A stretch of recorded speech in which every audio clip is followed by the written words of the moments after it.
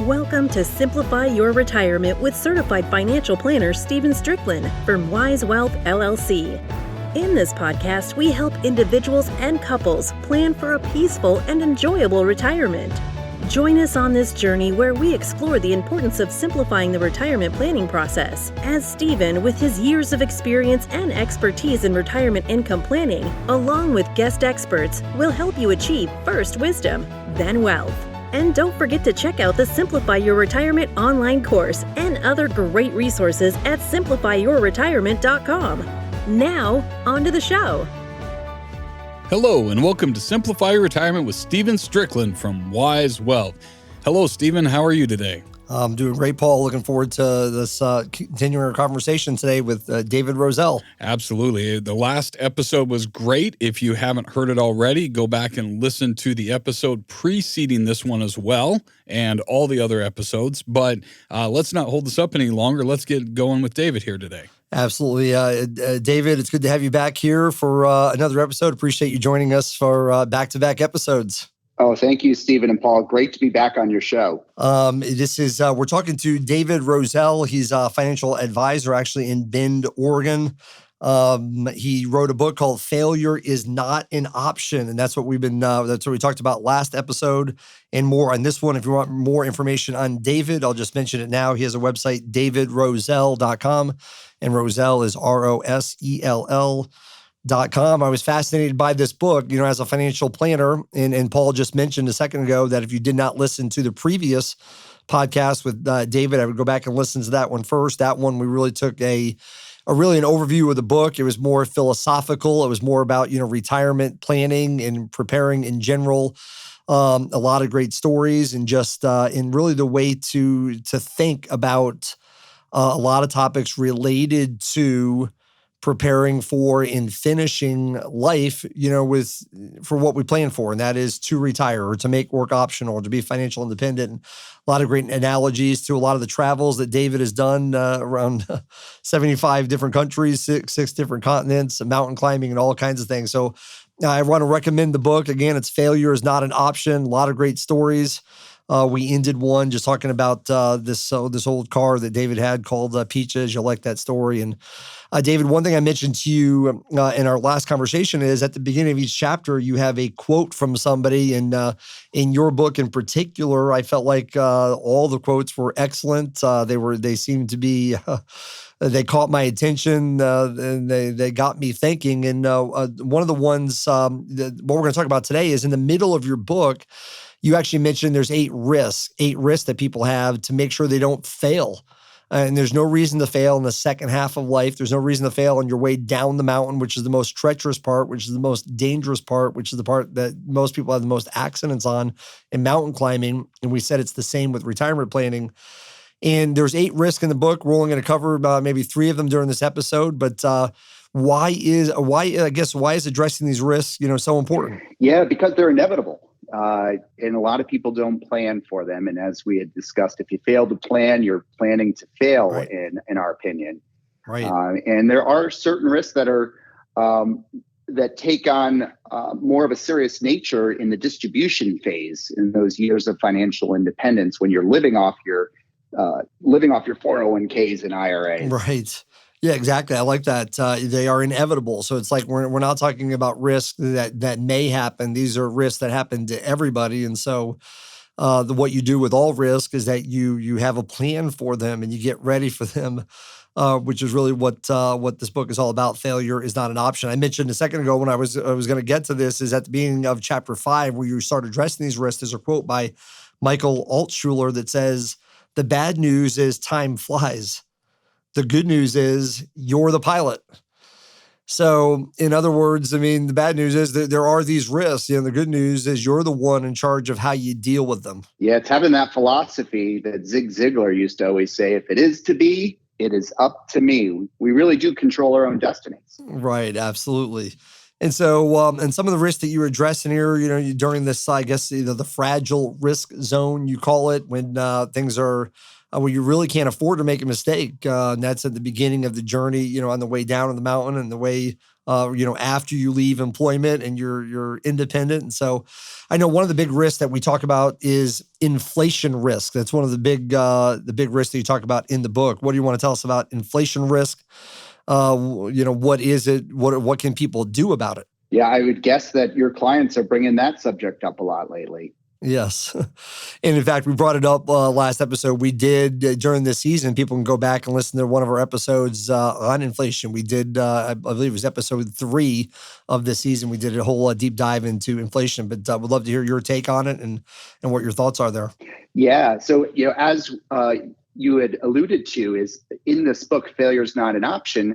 My intention was to make financial planning fun. So I start each chapter with one of the more riveting travel stories from traveling around the globe that leads into a financial lesson.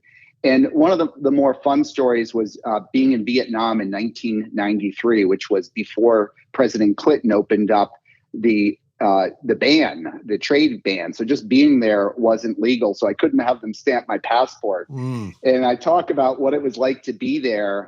It was nerve-wracking from my perspective, not knowing what to expect because tourism hadn't opened up yet. And it was interesting because most of the Vietnamese people hadn't seen a Westerner since the war ended. And it was one of the most surreal experiences of my life that an hour later... Right. You talk about an adventure and a risk taker. An hour later, they were filming this. The Koreans were filming a documentary on the Vietnam War, and they saw me. And the next thing I knew, I was outside of the Rex Hotel where Dan Rather and all the news interviewers were staged during the war, and I was in this movie. And all the thousands of people behind the ropes didn't know whether I was a famous American general or a movie star. So that is unbelievable. Honestly, you can't make this stuff up. I remember reading that story. It's like, this is unbelievable. This happened. So that story I used to lead into a lesson on inflation. The next day was my first full day in Ho Chi Minh City, formerly Saigon. And I went to the ANZ Bank, the Australia New Zealand Bank. And back then we traveled, of course, with traveler's checks. And I took out a $100 traveler's check. And inflation that year in Vietnam was 37%. Wow. Which had retracted from 200% just years earlier. And so $100 equated to over 2 million Vietnamese dong. Wow. And the largest or the smallest note they had was a 1,000 dong note. So I'm walking out of the bank with over 2,000 bills in a paper supermarket bag. Oh, no. And what that did is really, it was an eye-opening experience on inflation. And even though places around the world see crazy inflation, I mean, Zimbabwe had over 2,000% inflation just several years ago. Venezuela is experiencing that now. It goes back to the law of averages, as we discussed on in your previous episode. And do you remember what inflation was, say, around 1980 here in the United States? Right. Was it 9% or higher? It was actually hovering at over 13%. 13%. Okay. That means mortgage rates were at 13%. You were getting 13% in the money market. Right. And what the three of us do for our clients is help give them perspective. And so what we care about is that law of averages. We've had years where there's no inflation or stagflation where prices go down. But even though we've had above 13%, we've had many years at 7, 8, 9%, we know that inflation in the United States always averages between 3 and 4%. Right. Yep. And so that's it's really helpful for when we're thinking about 6 or 7% inflation. A lot of younger people have never experienced that, so understandably, they're feeling apprehension. But in reality, this is the norm, the ups and downs with the inflation rate. Absolutely. And it's like we talked about before, our favorite 4 words. It's different this time. And that's the way people feel a lot about inflation. It's like all of a sudden you have some, maybe some, 30s or 40-year-old, professional clients who think, oh boy, inflation, because now that's all they're hearing about. It's like we talked about, watching the news and hearing. So if every day everyone hears about hundreds of points, the stock market went up or down, or inflation, people get worried about it when they don't even know if they should be worried about it. And like you said, yes, inflation, just like stock market volatility, is a reality. It happens. Sometimes it's high, sometimes it's low, but over time, over your lifetime, it's going to be somewhere between 3 and 4%. And that's been the average since, I believe, like 1919 in the United States, 3 to 4% per year.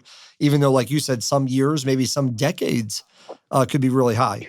Right. Now, here's the thing that we all need to be aware of listening out there is even at 3.5% inflation, when you're planning for your retirement, it could have detrimental impacts that the both of you are helping your clients plan through. So, for example, let's say you have a 40-year-old who's working diligently, putting money away into their 401k and IRAs, and their goal is, I want to retire at age 60 in 20 years on $100,000 net of taxes. So that's a great goal, right? But at 3.5% inflation, the cost of living doubles every 20 years mathematically. Right. It's just the way it is. So what that means is the day that they hit their financial summit, they have to have enough money accumulated to take out $200,000 to buy what $100,000 buys today. Yep. And if they are now on the top of their financial summit, they're 60 years young, and now 20 short years later, they're 80.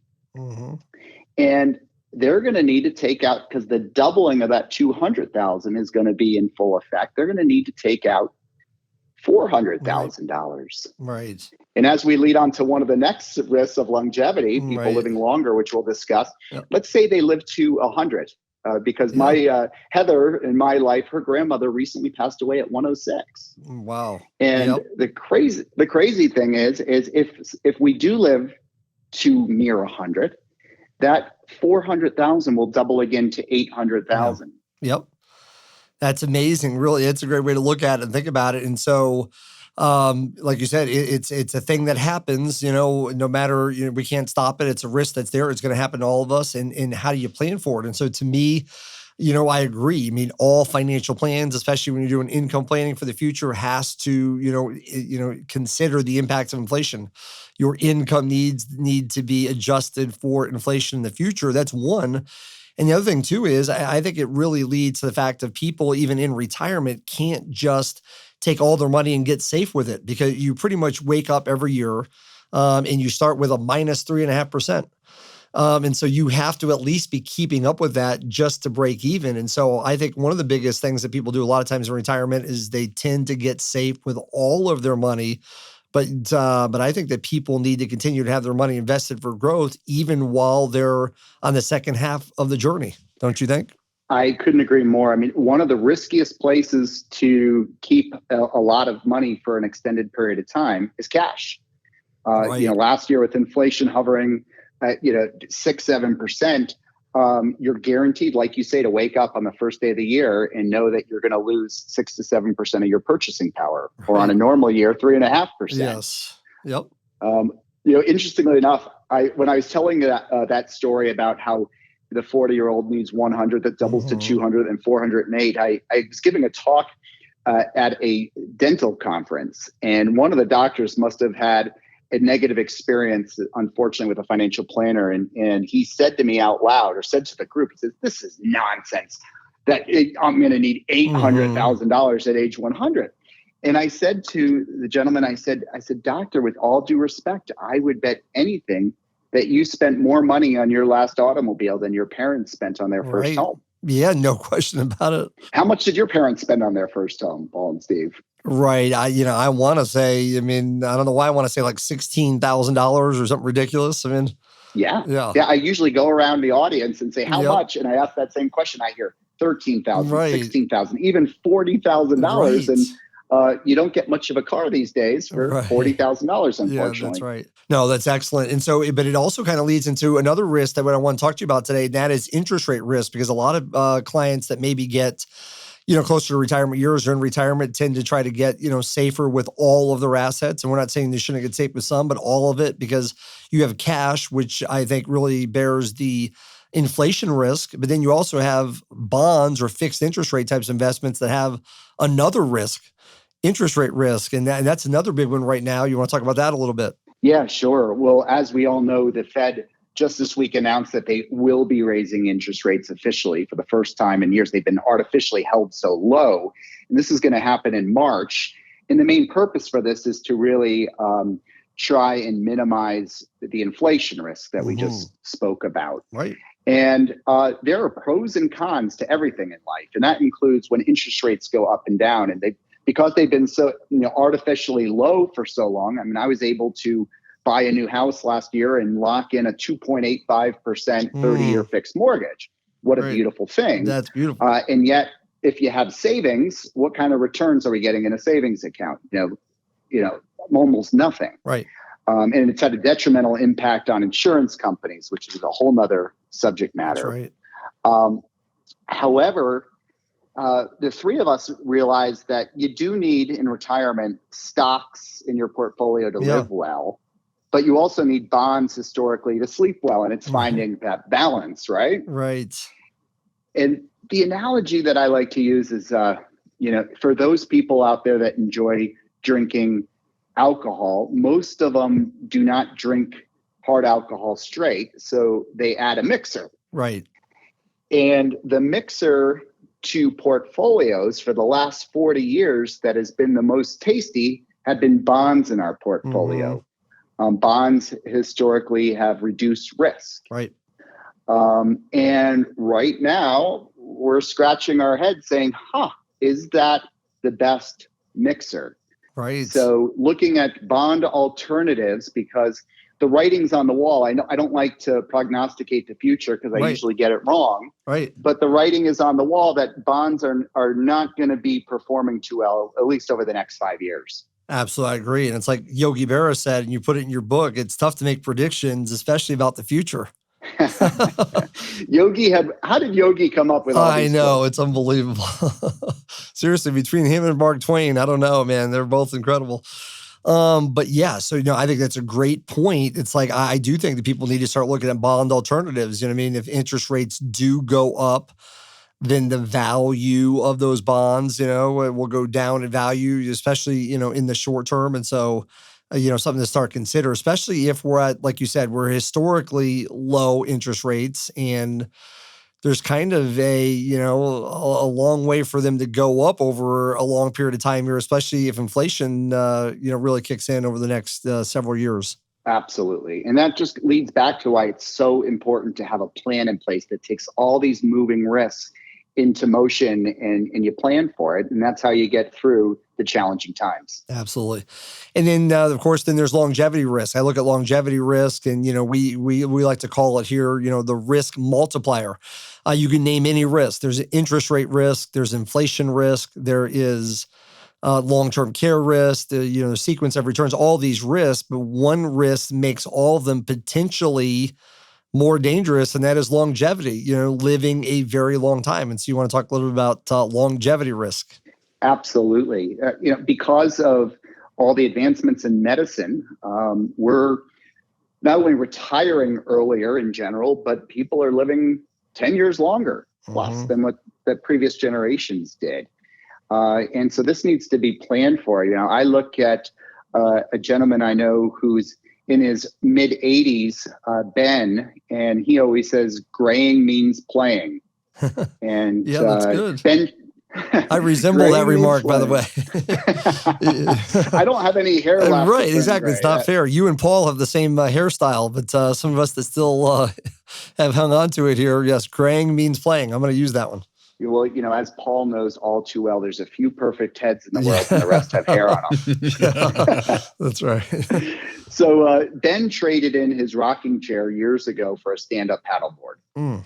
And he is 84 years young. And when I think about that, Hallmark greeting cards sold over 75,000 centenarian cards, 100th birthday cards last year. You got to begin scratching your head. I mentioned that my partner Heather's grandmother recently passed away at 106. Right.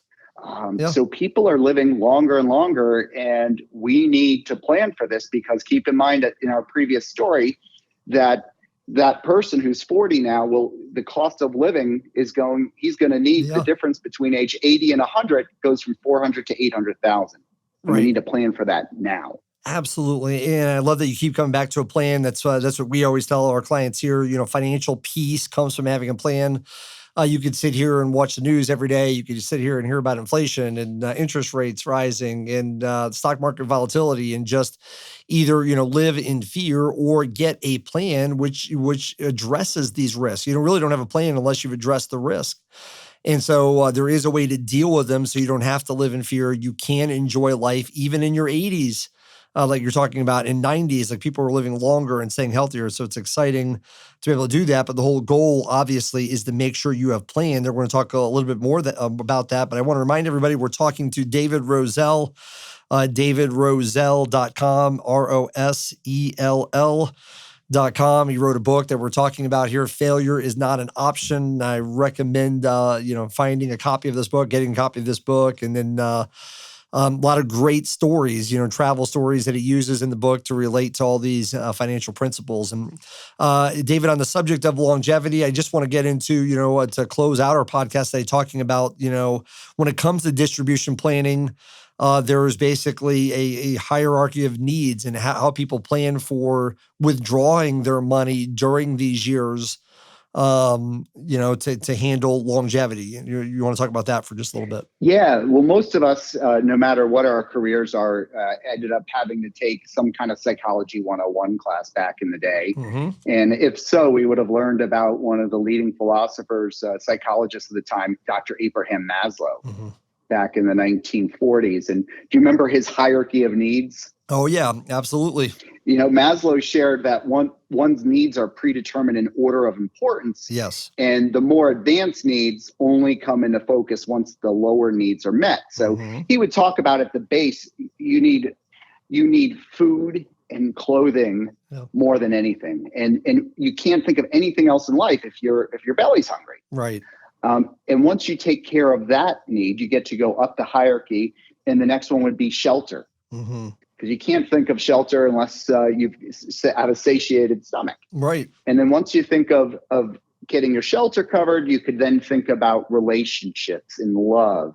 And then from there, your self-esteem. And if you do all these in order, he coined the phrase, you become self-actualized, you might remember. Yep.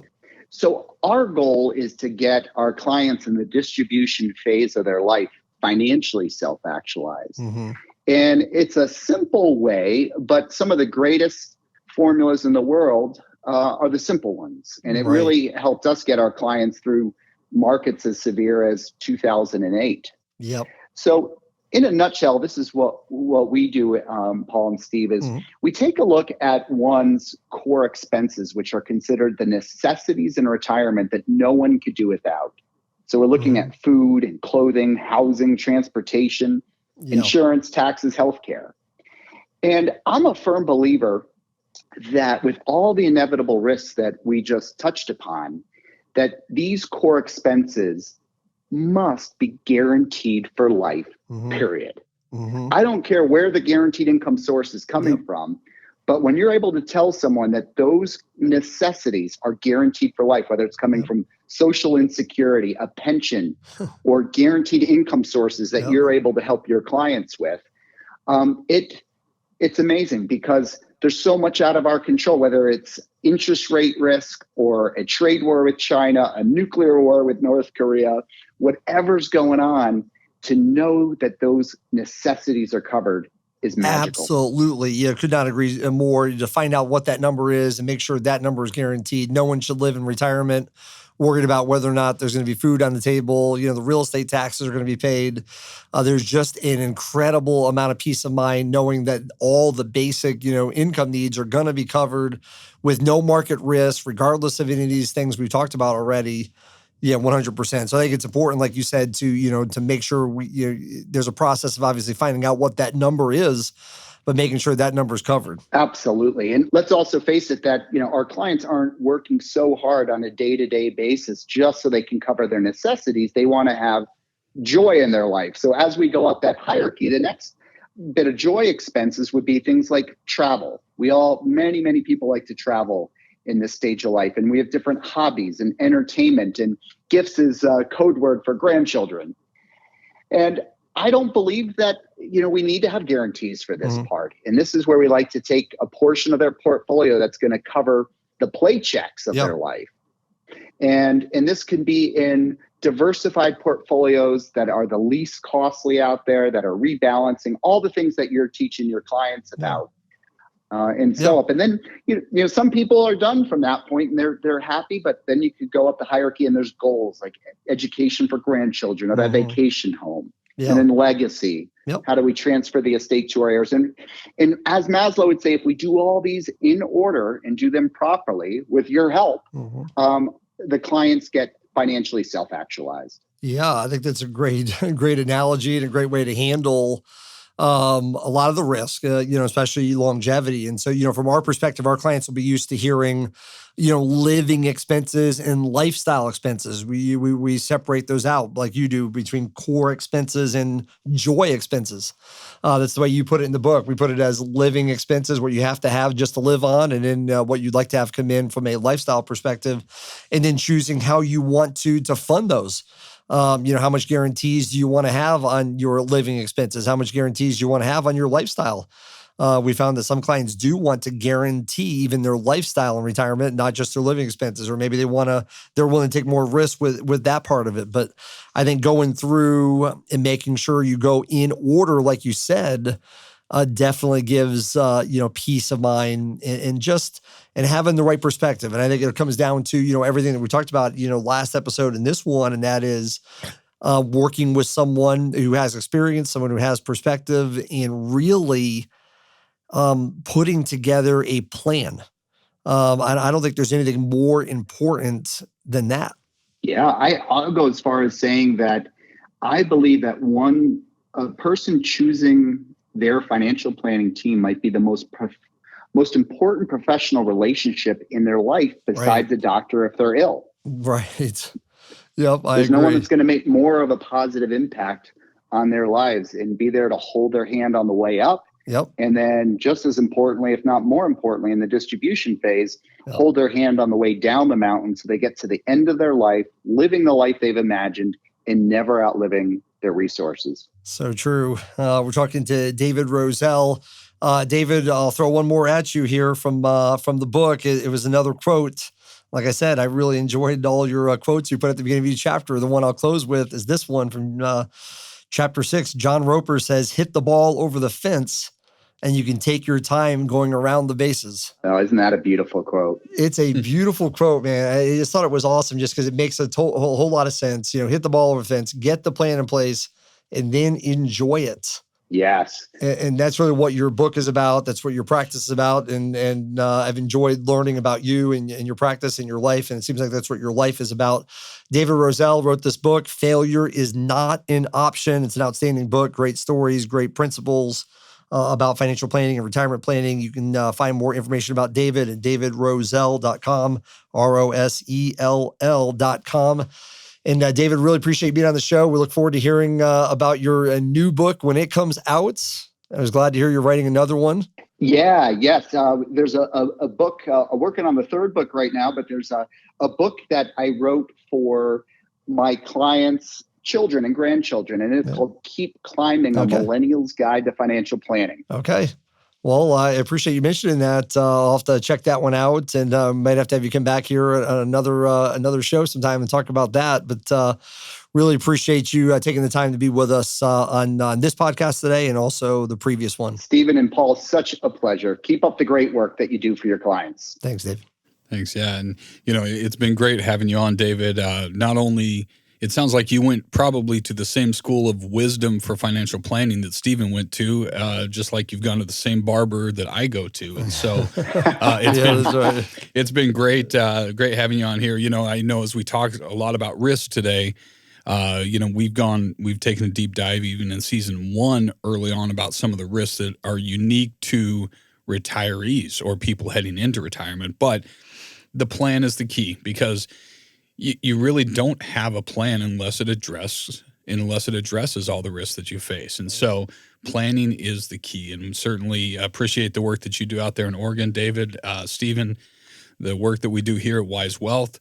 It's critical and it's needed. And so thank you, Stephen, for having this guest on with us. Look forward to hopefully connecting with you again in the future, David.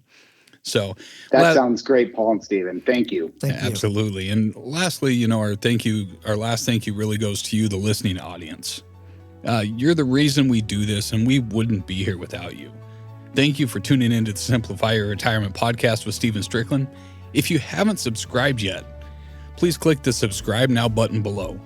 This way, when Stephen comes out with a new podcast, it'll show up directly on your listening device.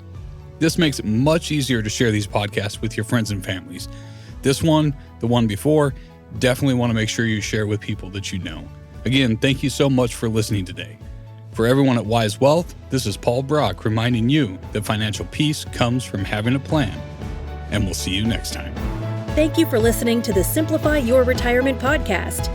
Click the subscribe button below to be notified when new episodes become available.